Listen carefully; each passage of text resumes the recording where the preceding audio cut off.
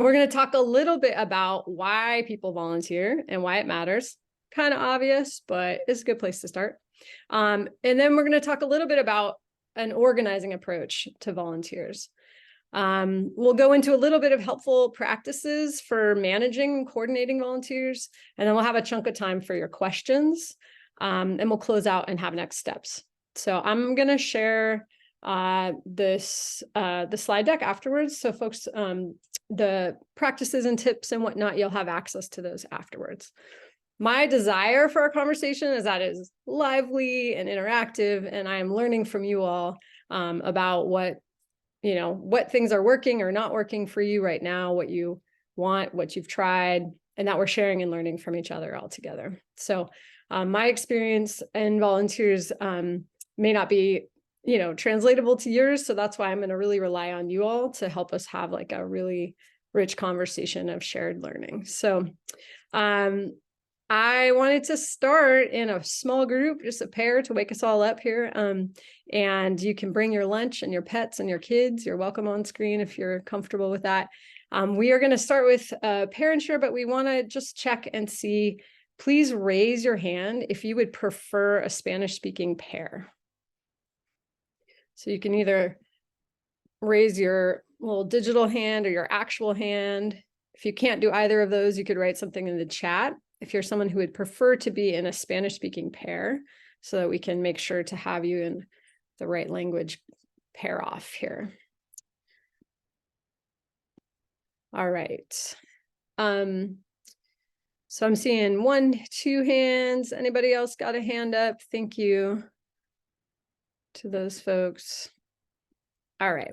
So we are going to discuss in the pair a little bit of what I talked about already, but like what is happening now and what's happening now in your organization and how do you want to grow? So you're going to spend about 6 minutes. So we'll let you know when you're halfway through the time. You'll be in a randomized pair.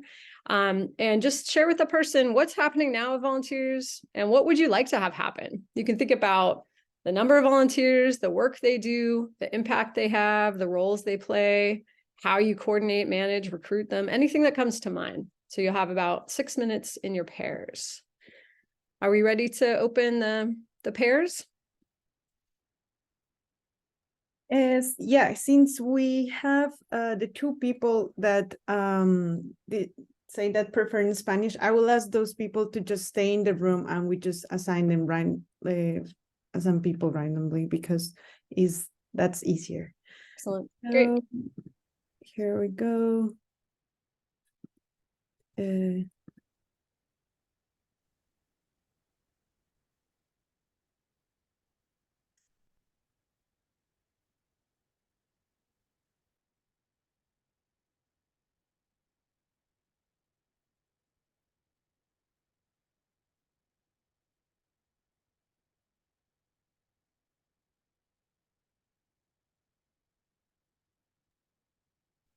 This is my favorite part in the workshop.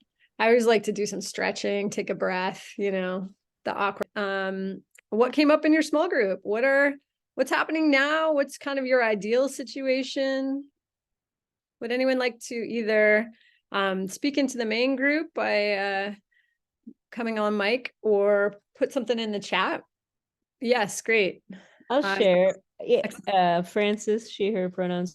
I just met Phil with the Interfaith Coalition for Earth Justice, and it was an amazing conversation in that we're both in San Diego. We're both, our executive director of Activist San Diego is his co-chair of that organization. We have so many parallel things happening and even parallel challenges of how we're getting volunteers to stick around and retention and outreach and all of the things. So it was just one of those awesome, and Phil, I'm going to put my contact information and we got to continue the conversation. So I just want to share that was great.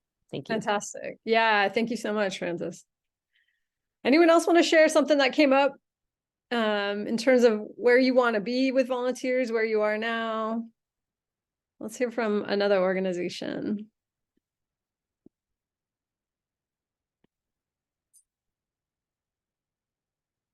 Well, I'll speak up. I'm a lead agency in Oklahoma, and I was partnering with one of the partners I just was with was another Superfund site, and we're kind of like sisters, out there uh, working on issues that nobody wants to talk about.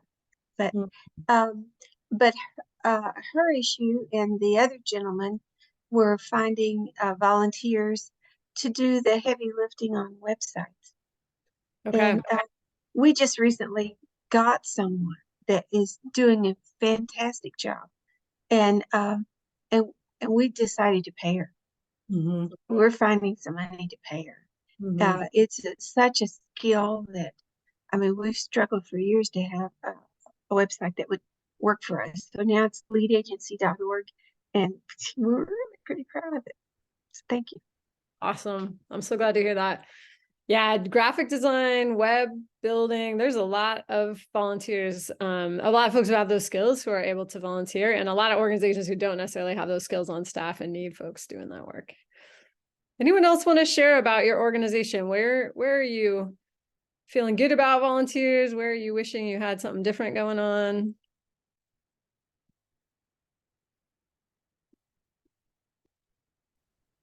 Yes, Natalie. Yeah, so we are a environmental stewardship type organization. I mean, that's just one of the many things that we do. But one of the things that we do is most of the volunteer opportunities that we have are very hands-on, most of the time outdoor activity. Most obviously we're in New Orleans, so in Southeast Louisiana, we're dealing with heat. A lot of the time, our volunteers are in water doing plantings in our bayou and wetlands areas. So I think we don't have a problem getting the volunteers. I just think that because we get large groups, sometimes most of our volunteers come through Network Solutions. I don't know if other groups, I'm sorry, not Network Solutions, Network Volunteers. I don't know if other organizations have worked with them because they are a national organization. So I'm sure some people have worked with them, but a lot of the times with us is volunteer management because we get such large groups. So I'm looking to hear more information from other groups on how they manage large size volunteer groups. We have the work for them to do, but just kind of like getting them onboarded, I guess. And what type of when you're asking volunteers to do outdoor work, if anybody is asking them to sign some sort of liability waivers and what that looks like for your volunteers. Awesome. Thank you so much, Natalie, for those very specific questions. And Tanya and Deanna, I see your hands, but I'm just going to wait and see if anyone has a direct answer for Natalie. Is anyone else managing like large groups of volunteers? That was a question. And do you have any tips to share about how you do that? And then the second question is, if you're having volunteers work outside, are you having them sign any kind of liability form? So feel free to drop your answers in the chat, or if anyone wants to specifically share about like how you manage large groups of volunteers. Charles, is that a direct response? Okay, great. Let's go with you. One thing that we've done, being a smaller, also environmental stewardship nonprofit, is we look for partnerships with a local governmental organization. In our case, it's the major public lands manager locally, which is the Forest Service. And if we're partnered with them, they'll actually incur the liability, and the volunteers can sign a waiver. Through them, and then as a smaller organization, we don't incur the liability. The larger government agency or land manager will incur that liability, which is cool because they'll also provide the safety equipment and they'll take charge of that piece of the day of stewardship. Awesome, thank you. Danielle, is this also a direct response to Natalie's question? Go for it if so. Yes. So for our larger events, we will have them tasked out like ahead of time. And then we'll try to, as best as possible, keep each organization together, managing one task, whether that's weeding or planting or seed starting or whatever it may be. And then that way we're also able to tie in like a small stewardship lesson, like about weed abatement or about invasive plants or native plants. specific to that group. So they feel like they've learned something and also have like contributed. And then also with reoccurring groups, we're then able to dedicate a part of our trail maintenance. We're a wetland, about 14 acres, so we're pretty small. But we have specific trail sides that then organizations are able to come back to regularly and be like, okay, well, this is the scout trail, or this is the, you know, the school slope or whatever it is. Awesome. Thank you so much. Natalie, you're also getting some tips there in the chat as well to check out. So that was a great question. And I imagine that there's more to say on that. We can get into that a little bit later, but thank you for kicking us off with such a great conversation. Tanya and Diana, let's hear it, Tanya, from you, and then Diana. Thank you. One thing that makes me think about this question, the first part is just like we have some College Corps fellows at our organization. We're a nonprofit based out of West Oakland, working with some elementary and middle schools. And we have College Corps fellows that are coming, you know, around their classes and doing 10 to 12 hours a week, which is really, really helpful. One thing that I'm kind of curious about, like my, I guess, big question and goal is about volunteer retainment. How do we retain long-term committed volunteers? And I really like the whole AmeriCorps model. And just like, and also we have some tree plantings coming up. And so maybe finding ways to connect with other organizations that do tree planting and share in that activity. Awesome. Thank you. All right. If you're someone who does tree planting, maybe drop and you want to connect with Tanya, feel free to drop that in the chat. Diana, let's hear from you. And then I'm going to go into a little bit of some content that will retain, or that's connected to how we retain and develop volunteers for the long haul. Yeah, Diana. Sí, buenas tardes. Bueno, a mí me tocó estar con Estela Escoto. Somos unos comités pequeños aquí en nuestras comunidades. Ella está en la comunidad de Arvin, yo estoy en la comunidad de Lamón. Y nosotros como trabajamos con los voluntarios, cuando hay campañas grandes, tenemos una lista de varias personas que nos acompañan y les hablamos y les decimos y cuando necesitamos apoyo. Y sí, una de las preguntas que tenía yo era igual que Tania, es cómo mantenerlos comprometidos. Esa es una de mis mayores metas de cómo mantenerlos comprometidos a los voluntarios. También sería una grande pregunta para nosotros. Okay, so I'm going to do the interpretation. Thank you. Gracias, Diana. The interpretation is Diana was saying that she was in the same group with Estela, and they both work in the same organization in Arby and Lamont.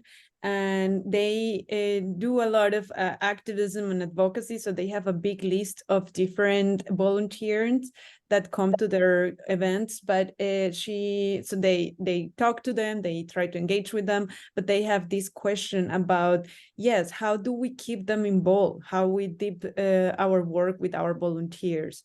That would be very helpful.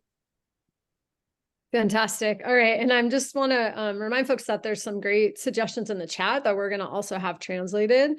But I saw someone put something in about organizing their contact information and keeping data. That's like, you know, a shout out to the data nerds on the call. Keeping accurate contact information of people who are interested in volunteering is a very important part of making sure that they can come back and do it again. That gets a little tricky if you're partnering with schools, right, where they just kind of show up. But this next part is going to be a little bit about recruiting and retaining volunteers more from the community. So less like through a school group necessarily. I'm going to share just a couple of tips about why, wow, so you're watching my brain try to do two things at once and fail. Okay, I'm going to share the slide and then I'm going to talk about it. One thing at a time. Let's all breathe. Great. All right. So this next slide is about why people volunteer. Could be a little obvious. Maybe you've thought about it for your own self, why you volunteer a place or why you are committed to the work you do in your organization. But I think it's important to remember because It really matters why people are coming to our organization so that we can design roles that fit their interests and also keep them engaged for the long haul, right? I used to joke that a lot of our volunteers were between things, right? They were between school and something else. They're between jobs. They're between relationships, right? Like we had a whole breakup volunteer pool where people are kind of like, I'm feeling the need for a different community than my ex and their friends. So people volunteer because it fits their schedule or their interest, because they were asked, right? It's just like grassroots fundraising. If we're not asking people, they're not going to get involved. Like they don't even know that that's an opportunity, right? And a big one is people care about the mission.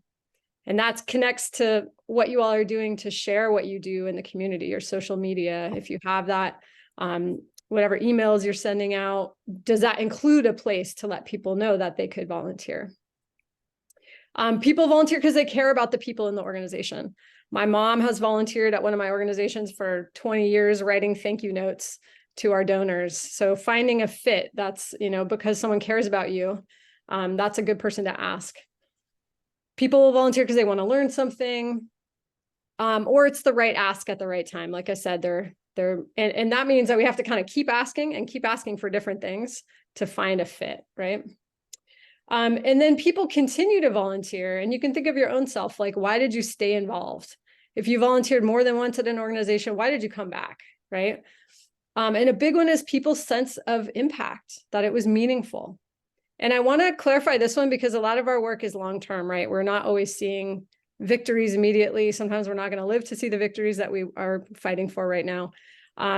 But for me, I know it really matters that the work felt meaningful and that it made a difference, even if it's one tiny step in a bigger campaign, right? People felt appreciated, right? And this one's kind of obvious, and we don't want to, like be disingenuous or blow sunshine up someone's rear. We want to be real. Like, you had an impact on this organization because of what you did. We were able to do this other thing. And that includes sometimes circling back with people. We had volunteers who were working on a tenant case, and they were doing this really grueling research. And like 2 years later, we won the campaign. And I looked up who the volunteers were who were part of that data project in the beginning and emailed them. And were like, hey, 2 years later, we won this thing you cared about. So just, connecting with people about why what they did mattered. And again, building community. We're in this time of tremendous isolation, pandemic, late stage capitalism, all the stuff, right? People are really missing that sense of being connected. Some volunteers even are going to do their work remotely potentially, or get, all the way in the water in New Orleans, like Natalie was talking about. And that sense of community, however you can build that, can really help people stay feeling connected to your organization and to each other. All right, so who's got questions about that, or something to share? Let me see if I can stop this share here.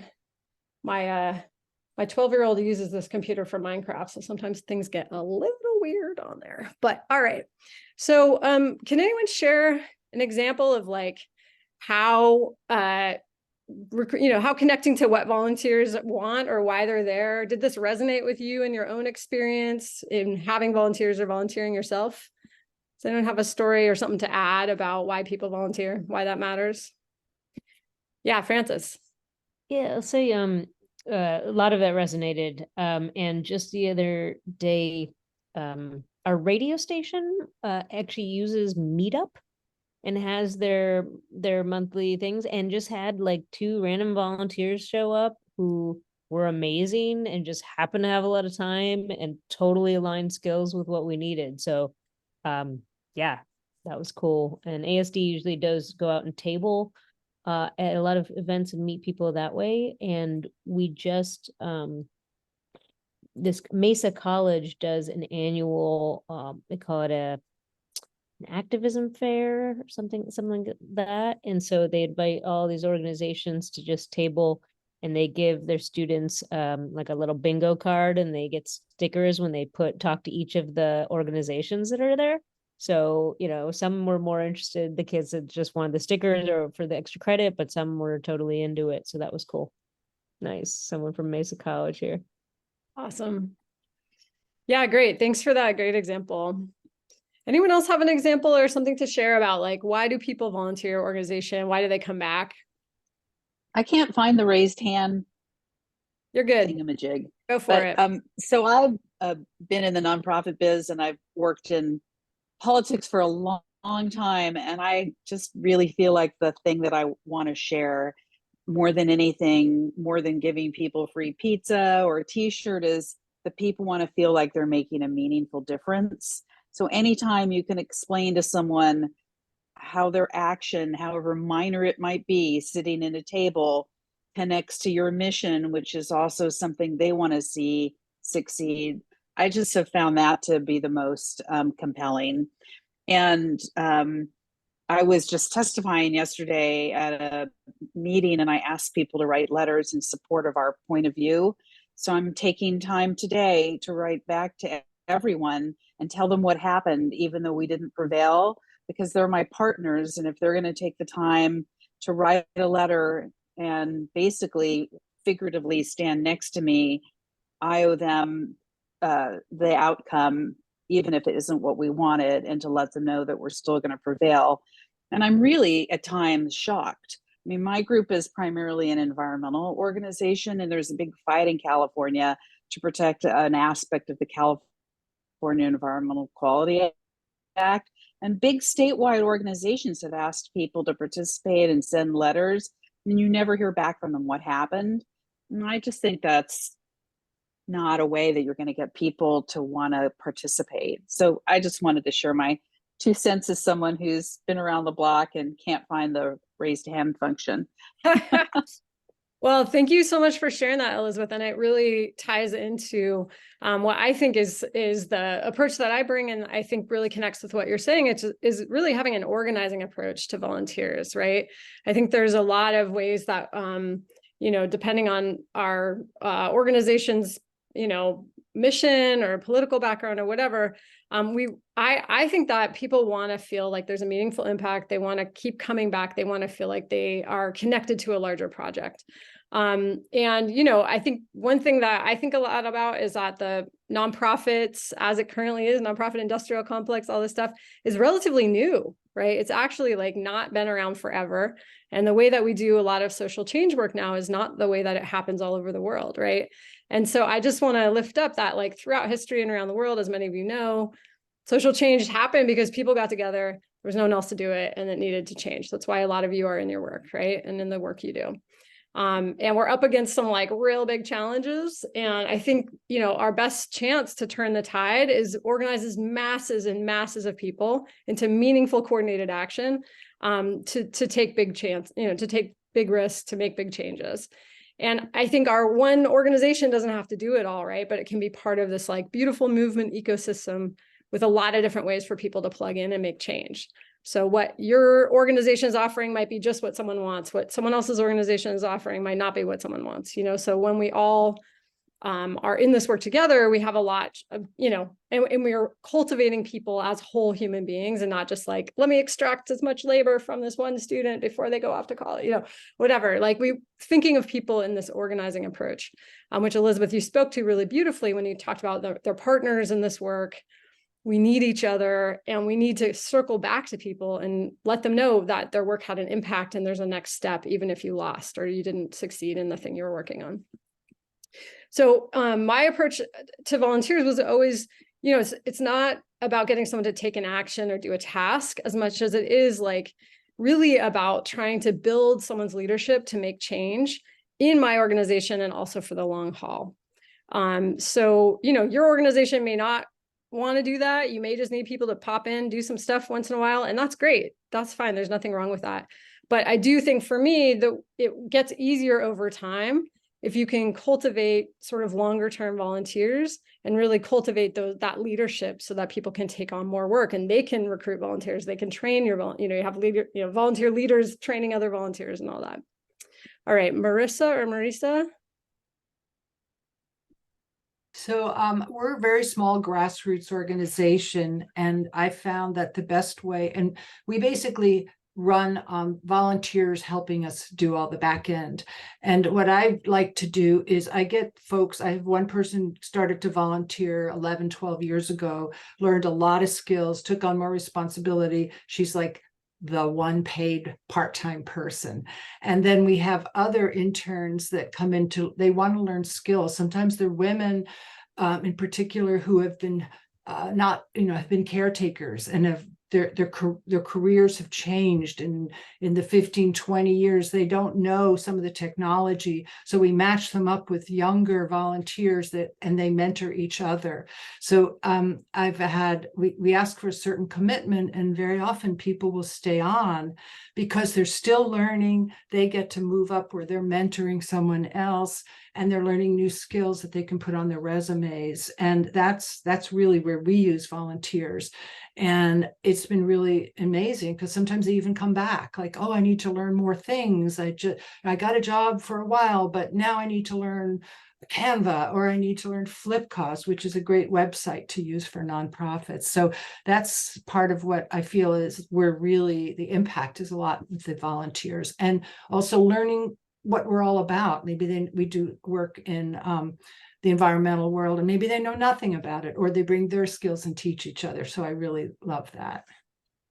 Awesome. Yeah. Thank you so much for sharing that. And I'm really hearing you're talking about sort of like an amplifying effect, like people are training each other, they're moving into mentorship roles of other volunteers, and getting more, skilled up in the work that you do, and also in the technologies that you're offering people. In fact, during COVID, we had people volunteer to go out and videotape. We do environmental tours, and now they've become a project where the umbrella organization, and they're getting hired by folks that we work with. So they created their own sub-organization. Awesome. That's fantastic. That's really exciting to hear. And I'll just share a couple examples, and then I would love to also hear from other people if this is, if this is resonating, if this sounds like something that you are doing or want to do more of. But I know at Causa Justa Just Cause, some of the ways that we tried to build volunteer leadership was we, invited volunteers into political education sessions that we were doing with the staff or the membership, depending on if it was appropriate or not. We had study groups on issues we were working on led by volunteers. They were reading a book about, gentrification in Oakland, or they were, went to events together and then debriefed them together. We had one, I used to have one-on-one, so connecting one-on-one with volunteers. What was your experience like? How was it? What are you thinking about? We had lots of interns and volunteers in our tenant clinic. And, sometimes they heard a really upsetting, distressing case, and maybe had housing instability in their own background. And then, it was good to notice that and spend some time debriefing with people. How are they doing? What was impacted them emotionally? What questions do they have about the strategy? Like opening up space for volunteers to really ask those questions, and kind of connecting to what Elizabeth and others have said about, like, they may see just this one little piece of the work, but how do we help connect that to, like, what's the bigger strategy that they're a part of? All right. Has anyone else got questions on this, or something else you want to share about volunteers, how you've developed volunteers over the long term, or retain them?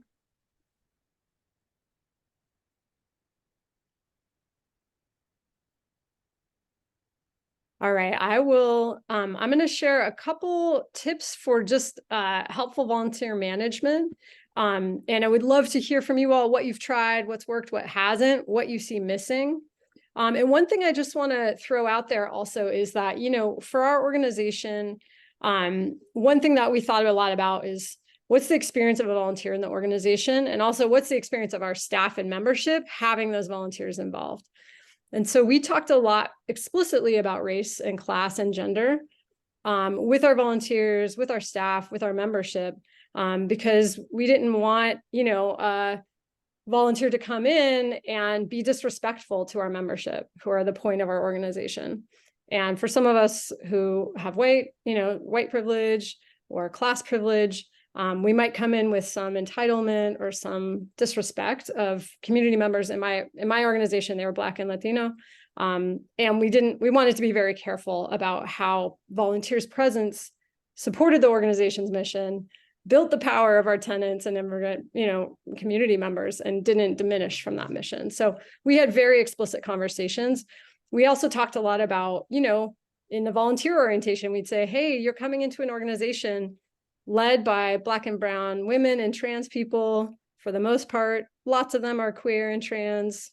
Have you ever been in an organization like that? What's that going to be like for you? And most people were like, woo, finally, yes, this is awesome. Especially our, volunteers of color, queer and trans volunteers. But it was a good moment just to say things very directly, very plain, so that people knew what they were getting into. Because we want to make sure that folks are feeling respected in the space and that the volunteers are a good fit. And then that also ties to just being willing to have very direct conversations with volunteers when it's not working out. And we don't have to go down a whole rabbit hole of how do you fire a volunteer? I hope you never have to work on that. But it is a good thing to just have some clarity about what volunteers do and don't do, and how you need them to show up in the space, and be direct about what you ask. All right, so I'm going to put another slide up here if I can. And this one is around, what is this one around? Oh yeah, before you start recruiting. Okay, so this is just some suggestions, and some of you have already kind of talked about this a little bit, but questions to ask yourselves before you even have a volunteer come in the door. And some of this, again, may be very obvious, but I cannot tell you how many times we didn't do this and then got into a lot of challenges and burnt out a volunteer who might have otherwise been an amazing, part of our organization. So thinking through what we want the volunteer to do super concretely. What are they going to do? How are they going to do it? Where will they sit to do it or stand? Do they have enough shovels if they're building a garden bed? Do we have the amount of tools we're going to need for this person to do the work? Is it a good role? And this is for anyone who has a, perfectionism problem. If there's a job that you have a really specific vision for and no one's going to do it like you want it done, don't ask someone else to do it, right? We don't want volunteers to feel micromanaged. What training is required? Who will train the volunteer? If there's no one around who can actually train this person to contribute meaningfully, it's not a good time. It's not a good fit, right?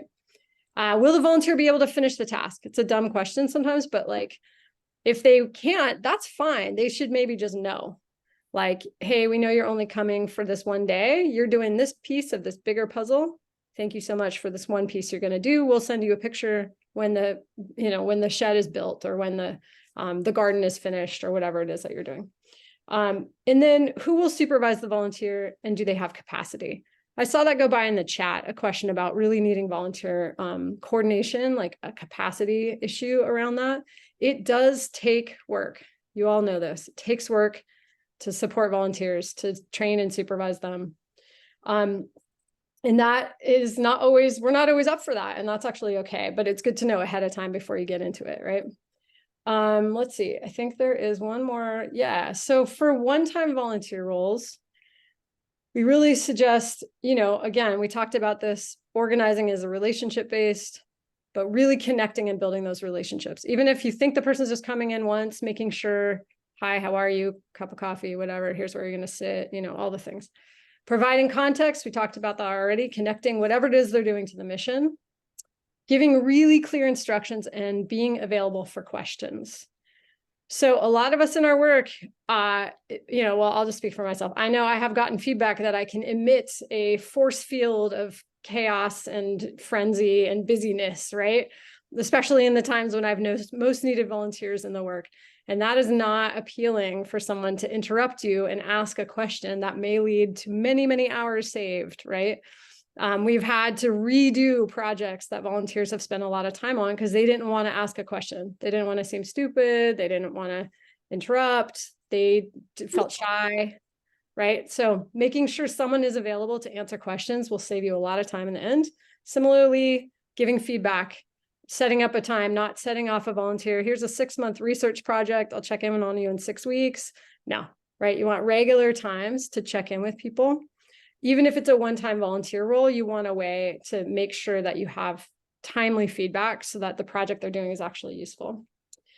We talked about this already, showing appreciation, talking about impact, and then we want to reach out right away for another opportunity. I always like to say, strike while the no is hot. So if someone says no, great, ask them again for something else, right? Ask them again the next week. If they say yes, ask them again for something else, ask them for the same thing, ask them the next week. We don't want to let people kind of drift off, because oftentimes, like we talked about, people are between things when they have time to volunteer, and they might go find another organization, which is fine. And that's great. And if we can be in regular touch, even if we're like, hey, we're figuring out our next project, we don't know what it is yet, we'll be in touch. And then for longer term volunteer roles, really encourage folks to have job descriptions. It seems maybe overly formal, but I really can't tell you how helpful it has been for the volunteers, for the interns, and for their supervisor to know exactly what the role is. It helps everyone kind of take it more seriously sometimes. And regular check-ins, making sure they have a space and time to ask those questions about strategy. Maybe they overheard a weird meeting with a funder and now they have all these misconceptions about what the organization does or something. So you want time to really help that person dig into the work that you're doing in the work. Decision-making is a big one. For us, we wanted really clear for volunteers and interns to know they weren't going to get to weigh in on our strategy, right? The organization was not going to make radical pivots in what we were doing because of what an intern suggested, most likely. We did want to hear their feedback on this thing and this thing and this thing. They did have power over, here's these decisions in their work. But just being really clear with where they do and don't have decision-making power was really important. And then their schedule is, again, very obvious, but like, when are they supposed to be there? At what time do they, start and stop? We had an intern who just didn't show up for 2 weeks. And when I asked them about it, they're like, oh, I didn't know I had to. And we were like, it was like a very strange experience. But now I have learned to say very directly, we are expecting you every day at this time. If you're not here, things won't get done that we're planning around. We would like to see you here. What should I do if you're not here? Should I call you? Should I text you? Will you call us, text us if you're sick, if you're going to be late? Really explicit, right? And then mentorship and leadership development, like someone already talked about that mentorship role, but also offering mentorship to long-term volunteers. And that doesn't have to be someone on staff, right? That could be a community activist, someone in your life who, we had one intern who was doing housing work, but she thought she might want to be a nurse. We had a former staff member who was a nurse now, so we connected them to talk about healthcare and social justice, right? So just thinking about your networks, what that person's interested in, can they get mentorship outside the organization in the community around the things they care about? All right, I'm going to stop sharing here. That was a lot of things. What would you all add to the list? What are helpful practices about volunteer management and development? Someone have an example of doing some of this stuff, or something you're like, I didn't get that, or I do this all the time and it doesn't work. Works great. Who's got something to share? Katie.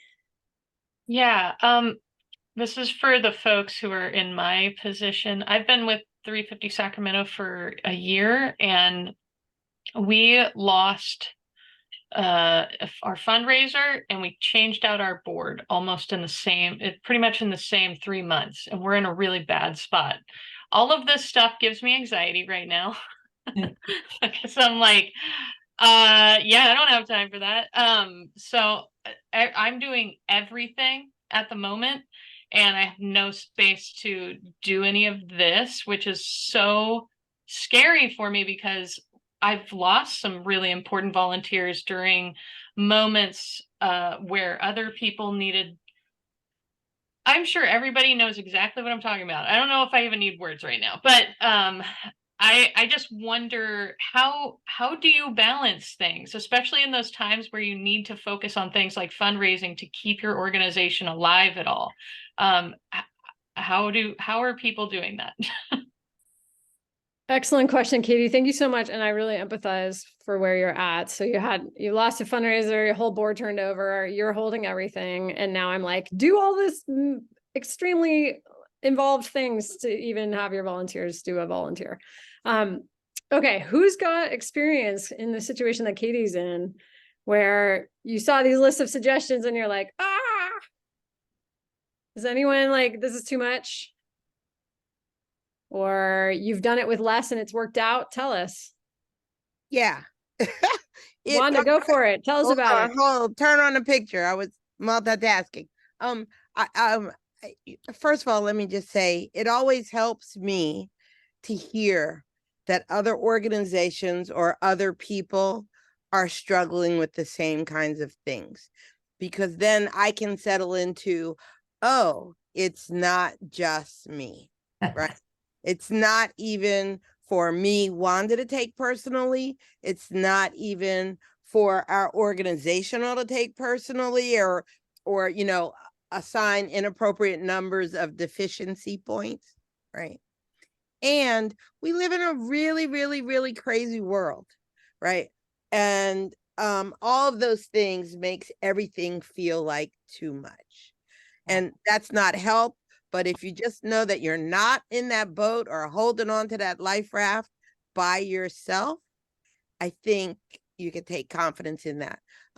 The last thing I would say is, like, right now we're running pretty lean, but what we're also finding out is that we're learning how to work together more effectively with who we have, so that when we bring others in, we're more proficient at that, right? And then that holds on to those volunteers. That's also making lemonade out of lemons. Yeah. And Wanda, can you say anything about what are your practices to actually do that? What? Run?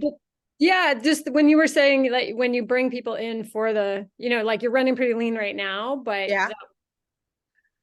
I mean, I think my number one thing is give people something to feel good about, right? And feed them. And we're an organization that is lucky to have access to extraordinarily good food for free. That we work with Good Eggs, which is an online grocery store. So we will feed our people either at the event or give them food that they can take home, right? So, like, I was a rock star the day that we had a work party and everybody went home with really big salmon fillets that were boneless, right? People want to feel cared about while they're caring for others. And then I'd also say music. You got to have music. And I want to tell you that some funk is a great way to keep people working. They'll stay all day long. Awesome. Yes. Yeah. Thank you so much for sharing that. So you're talking about some ideas that, you know, it sounds like you have a connection to Good Eggs, so you're not paying for the food. Right. Music is free, right? Like, how do we bring people in with what we have, and that sense of community, that sense of connection, like really building that sense of, like, this is a place for you and we're going to do some important work together. Yes. I appreciate that. Thank you so much. And Katie, I think the other thing that Wanda said that I thought was really, that I want to just double down on is, like, you know, that sense of being, like, really holding too much is, it's real. Right. And I think it makes it hard to see a longer term vision. And so just starting where you are with, like, what's one thing a volunteer could do? You don't have to do all this stuff. This is, like, you know, the condensed, what we figured out after 12 years of doing it. Right. This is not what the volunteer coordination on my part looked like in the first, 3 years at all. We were like, you're a human. Great. Do this job. Cool. See you around, maybe. Oh, wait, I don't know your phone number. Okay, bye. So, like, we had lots of mishaps and we did a lot. One of the reasons I love being in social change work is because you all are, like, the most resourceful people on the planet, right? Y'all could, like, people can make anything happen in the social change world because we have to, right? So yeah, I would just take a deep breath and be like, what's one thing you can do? What's one thing you can ask someone to do? And just start there. I see Phil's hand up. Yeah, thanks. I just want to piggyback on Wanda's great sharing. I think being honest with your volunteers about kind of where you're at is a good idea. There may be some things you don't want to tell them. I don't know. There may be some skeletons in the closet or something, whatever, we've just run out of money completely. And anyway, whatever. But nonetheless, I think in general, being honest that you're a human being, this is what you're trying to do. These are the successes, even these are some failures. To me, all of that sort of builds trust, and they just kind of know you're for real. This isn't like a snow job. So anyway, I think that's just good in principle with everybody, but I think that's important. Yeah. Thanks, Phil. Yeah, definitely. I mean, we can involve our volunteers in the good, the bad, the ugly. Like you said, we want to be discerning with what information we share and principled about it, but also, like, it's not bad for them to know that, you're really you're not sure you're going to win this campaign, and we're all going to try our best because it matters. Or you're not sure you have, you know, the resources you need to do the thing that you're trying to do, but here's why we're going to try anyway, you know? All right. How about other folks? What are challenges you're up against, feelings you had while you're looking at that list of suggestions and tips, which, by the way, again, we'll send out afterwards. So, Ari, am I pronouncing your name right? You're on mute. You're on mute. I put the video on. I was so proud of myself. I was like, I'm doing it. And then, of course, thanks so much. Yeah, so challenges, we're a super small organization. We actually have a fiscal sponsor. We're so small. So from another nonprofit. So I'm the only full-time employee, and then we have 2 part-time, but one of them only works about 8 hours a week. And so we manage a community garden, and then we provide garden education for an elementary school across the street. So we have all of those, about 400 students in every week. And then I, on top of that, have to manage like our 1 acre garden space. And something that I'm picking up right now is that there's been a lot of leadership shifting in the 10 years our organization has existed, and not a through line of anything, but especially of retaining volunteers. And then we also, I think a lot of people can relate to this, we lost a lot during the pandemic, and we also lost a lot of funding.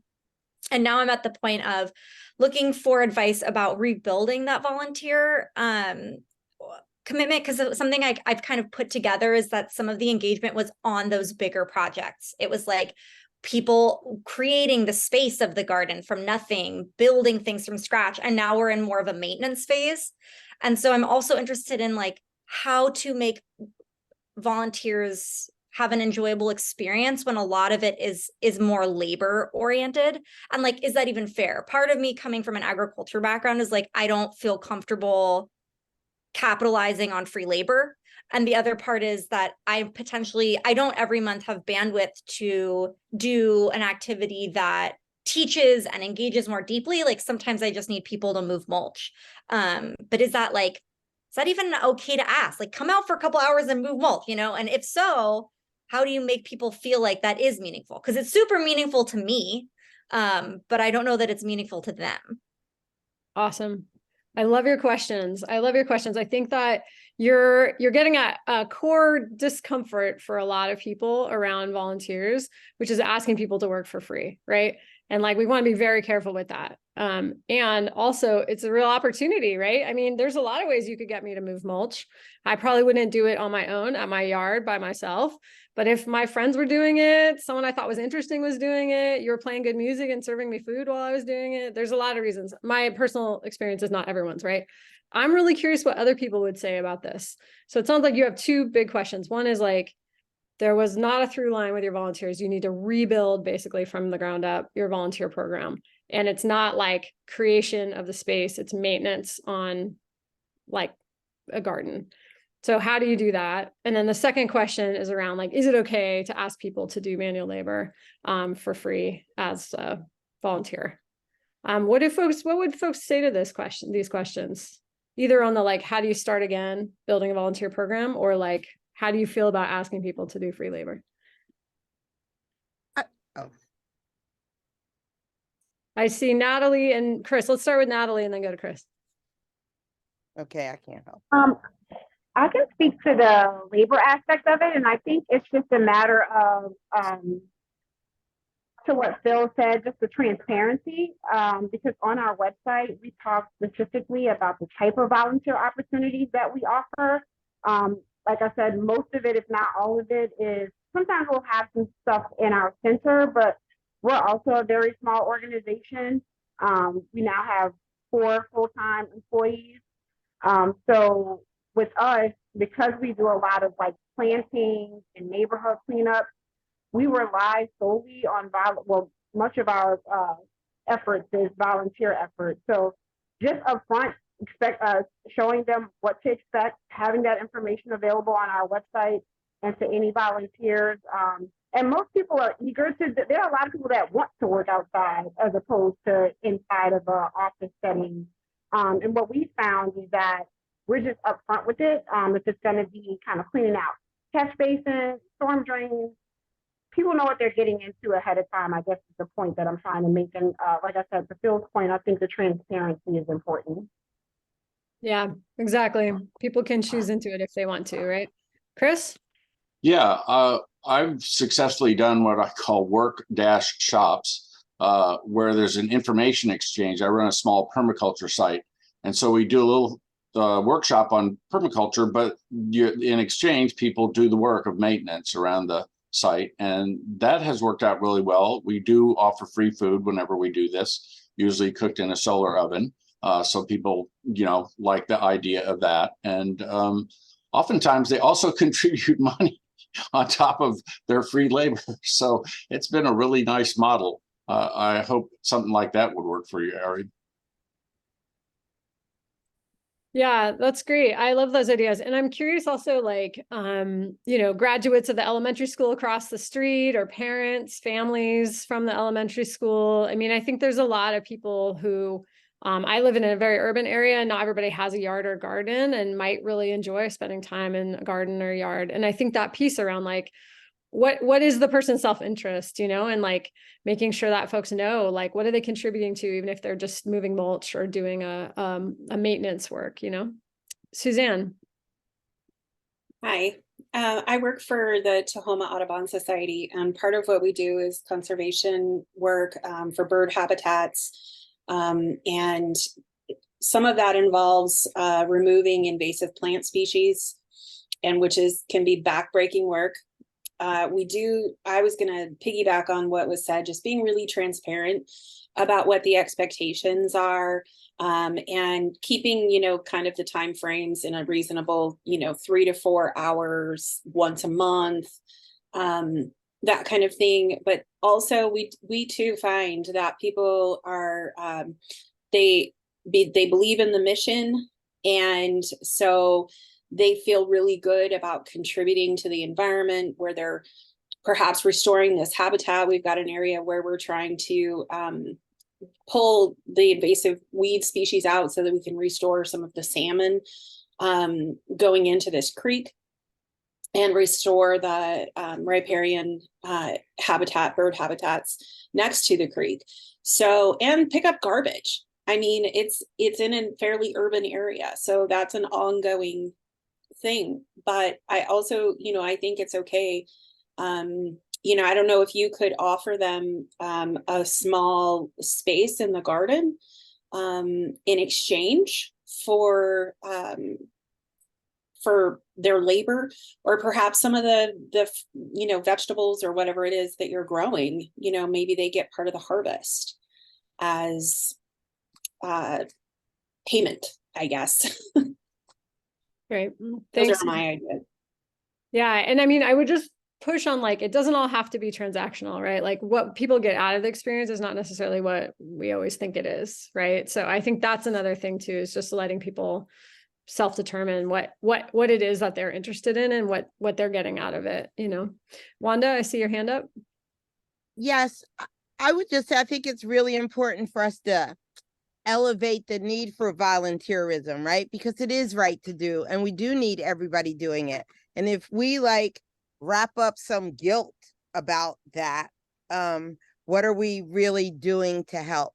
And I've even gotten pretty hardcore about when and where I am offering youth stipends, because while I certainly want to give young people and anybody a way to make money, I also want them to first develop the muscle for community service. And it is the good that you do that is the repayment, right? And not the money. And if we keep throwing money at them, that's what they always expect. And I'm not always sure that's appropriate. Yeah, I'll give you plenty of community service hours for your college recommendations. Yep. Thank you, Wanda.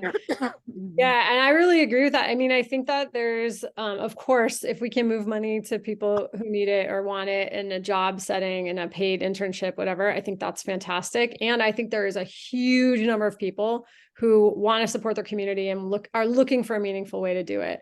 I think there's a lot of people who have a lot of anxiety about the climate, about what's happening with the world today, and giving them like a tangible way to do something that's aligned with their values is actually it's an amazing gift to be able to provide that to people. I know that's how I feel. So what do other people think about this? Especially this question of like, how do you build a volunteer program from the ground up? If you don't have one, if you don't really have a lot of capacity in your organization to support or supervise volunteers, what are some things that you've tried? I heard Suzanne's ideas. Are there other things that folks want to share? What have you done to like build volunteer programs? Joanna or Johanna?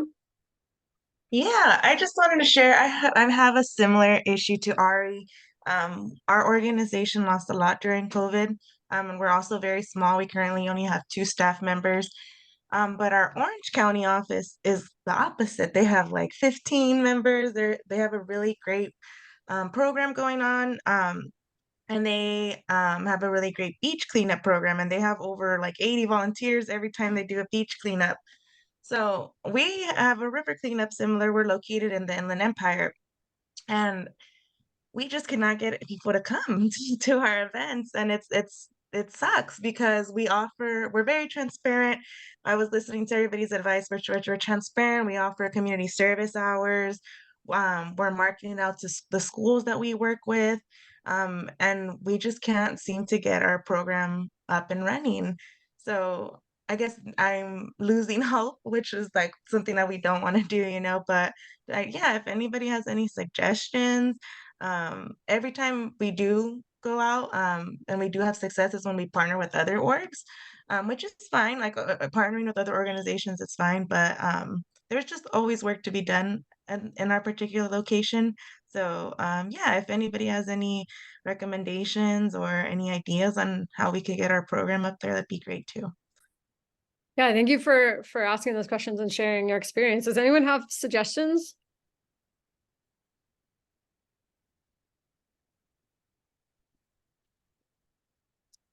I will share. Oh, I see a hand, Suzanne.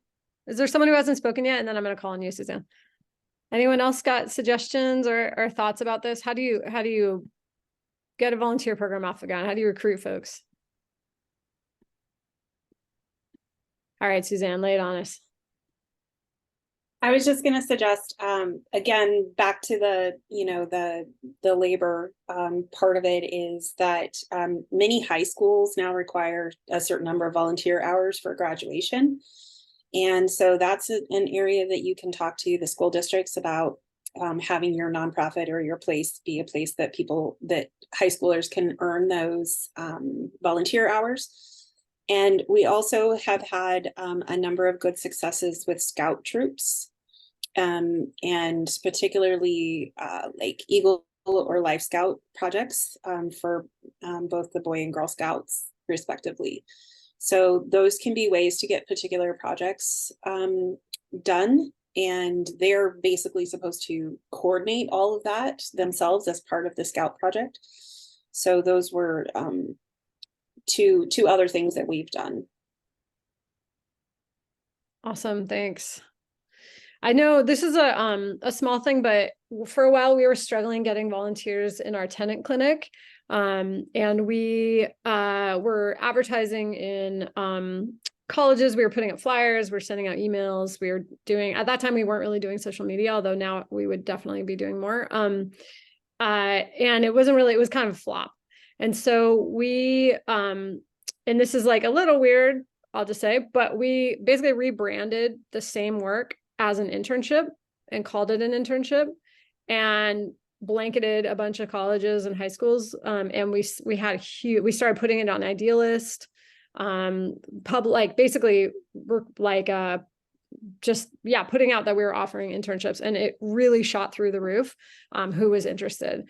And there was a much more diverse pool of people who were interested. And that was exactly tied to people needing things on their resume, people needing things on their high school transcript to help them get into college. And so it actually was like a fantastic strategy to have more volunteers of color, more volunteers with backgrounds similar to our membership in terms of economics, more volunteers who had themselves experienced housing instability or challenges with immigration. So I think at the time I hadn't thought about it as a strategy like that. I just was like, let's just see what happens if we call this volunteer role an internship, but it ended up being a really successful strategy. And so I would just encourage you to think about like, how can you change how something is perceived to match what someone might be looking for in that way. Okay, I saw a hand up and then it went away. Who was that? Come back. Yes, Catherine, great. Muted. Okay. Hi, my name is Catherine Anderson, and I work for a small environmental law firm. As a researcher, not an attorney, one of the things that we do is we partner with nonprofit organizations that can be either used for recruiting to that organization and or even up to property acquisition and things like that. How do people recruit non-manual labor type things, skilled volunteers for your organization? What is your most successful avenue of advertising for some of these more skilled areas, bookkeepers, even real estate agents? How do we tap into those types of people that also want to volunteer their time? It's a great question. Does anyone have an answer for Catherine that you want to share? What have you tried in terms of non-manual labor? How to recruit folks who have different skills to donate?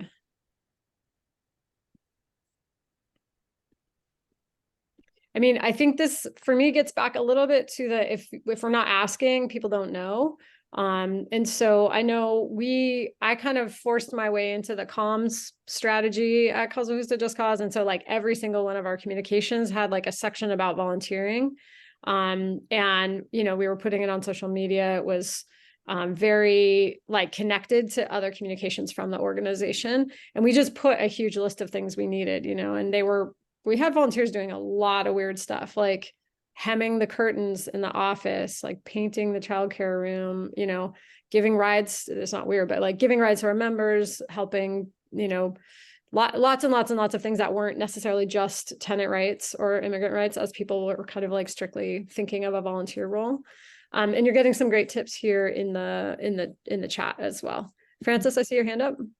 Yeah, this is sort of a random volunteer concept that I just came up with because we're planning a 10-year anniversary gala for a radio station, and obviously throwing a party is something kind of like fun. So recruiting volunteers to help with a very specific party thing, I think can be a nice change of pace.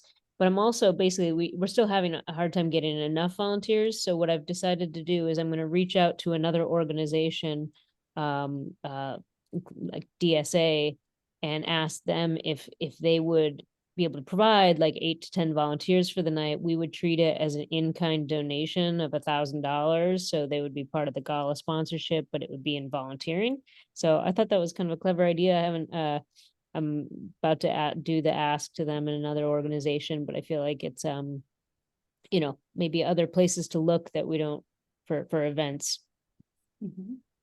Yeah, and I appreciate, Francis, what you're talking about, especially around like being part of that movement ecosystem. So wherever we can, you know, offer to other other organizations to cross post, what's their call out, their action call outs, or their event call outs, or their volunteer call outs, wherever we can do that like bridging work together, I think it can really help that sense of abundance rather than scarcity. And also like there might, you know, another organization might not need bookkeeping volunteers and be very happy to, you know, not feel like that's competitive with their own interests in any way, to advertise the need that you have. So I really think I love that idea of recruiting, you know, going to an organization like DSA and thinking about it as an in-kind donation that it counts as, you know, a sponsorship.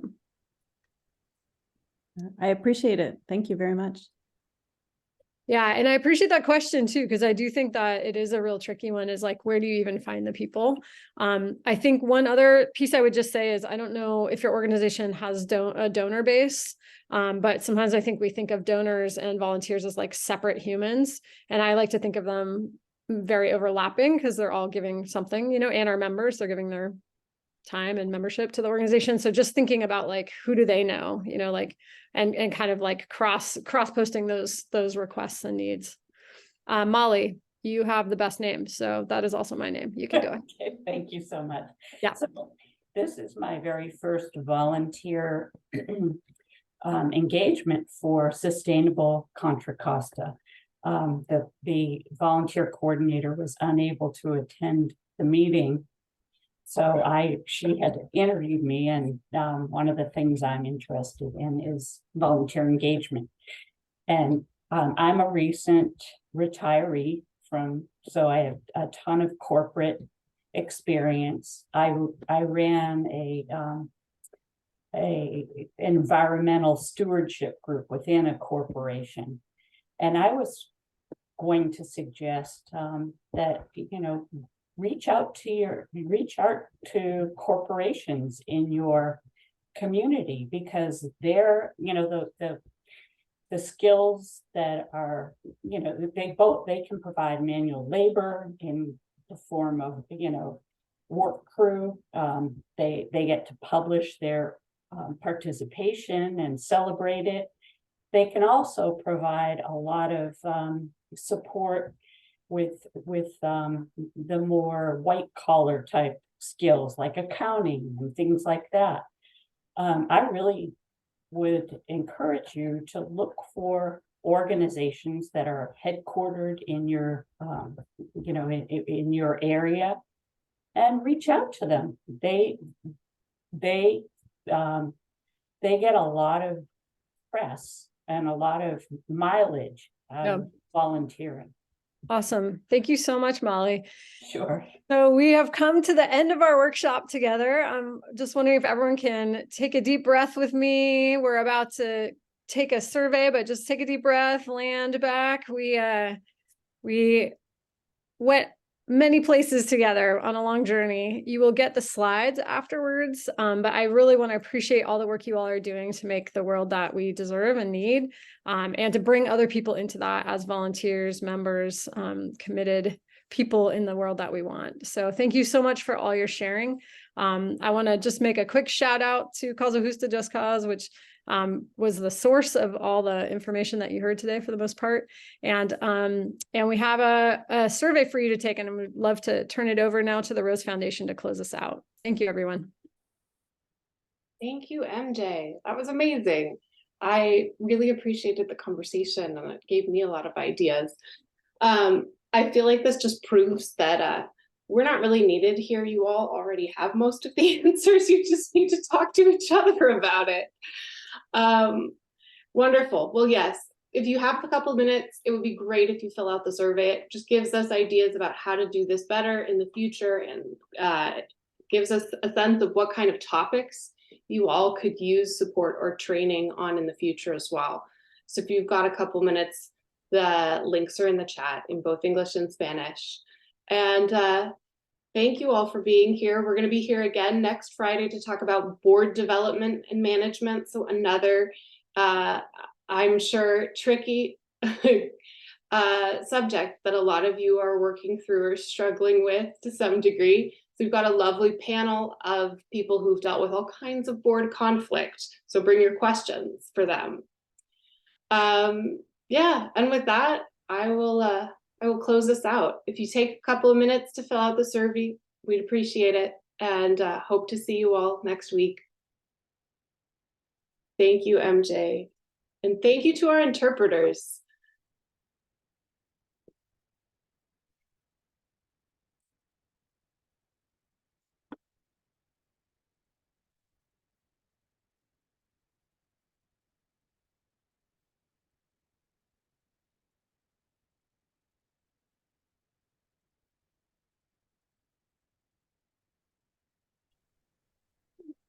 Where's the survey? It may be a couple. up. Here, let me add it again. I'm looking for it too. Go, try that. There we go.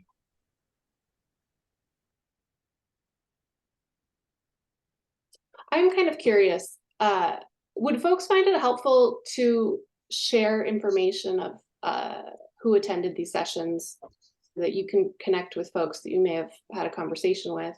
That would be wonderful. Yes. 100% yes. Good to know. I will make that part of what we work on next week. Thank you so much. I still don't see the survey. Do I have to shrink the screen or something? What am I doing wrong? The link in Oh, the it's chat. in the chat. Okay, sorry. Thank you, Marcy, and thank you, Paulina. Really appreciate your help with the interpretation. Always wonderful to have you both. All right, and thanks everyone for being here. I really appreciate it. Francis, did you want to say something? You look like you're trying to. I just wanted to say hey to MJ. I know that we've got. I don't know that we've ever met, but Activist San Diego is part of the GGJ Alliance. So. Oh my God, you look familiar. I was like, I wonder if that's how we met. Yeah, I think we must have been at the GG. I was up in the Bay Area in Oakland a little while ago or last year. I don't know, but yeah, GGJ. Oh yeah, nice to meet you again.